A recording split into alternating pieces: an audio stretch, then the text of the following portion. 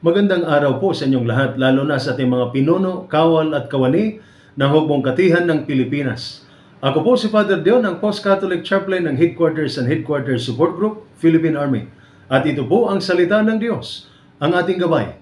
Ngayon po ay Friday, April 11, 2025, sa ikalimang linggo ng Kwarisma. Sa ating ebanghelyo ngayong araw, gusto na namang batuhin si Jesus. Bakit?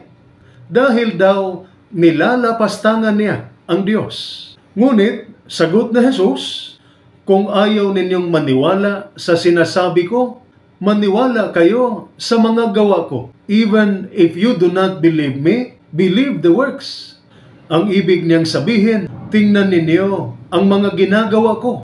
Nagpapagaling, nagpapatawad, nagliligtas.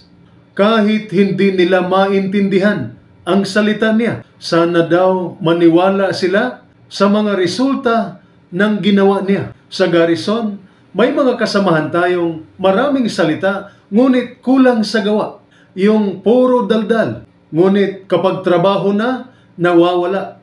Ngunit may mga tahimik lang, pero maaasahan sa misyon. Yung kahit hindi madaldal tungkol sa Diyos, nakikita mo sa buhay niya ang pagiging makadiyos. Masipag, tapat, marunong rumispeto. Ganyan ang panawagan ni Jesus sa atin. Huwag lang tayong maging Kristiyano sa salita, kundi sa gawa. Kahit may mga hindi naniniwala sa Diyos, kapag nakita nilang mabuti at totoo ang buhay natin, mas malakas yun kaysa sermon. Kaya ang tanong, nakikita ba si Jesus sa ating buhay? Ito po ang salita ng Diyos, ang ating gabay. Manalangin tayo. Panginoon, salamat sa iyong halimbawa ng kabutihan. Tulungan mo kaming maging tunay na saksi sa pamamagitan ng aming gawa. Hindi lang sa aming uniforme, kundi sa aming puso, sa aming serbisyo. Maipakita nawa namin ang iyong pagmamahal. Amen.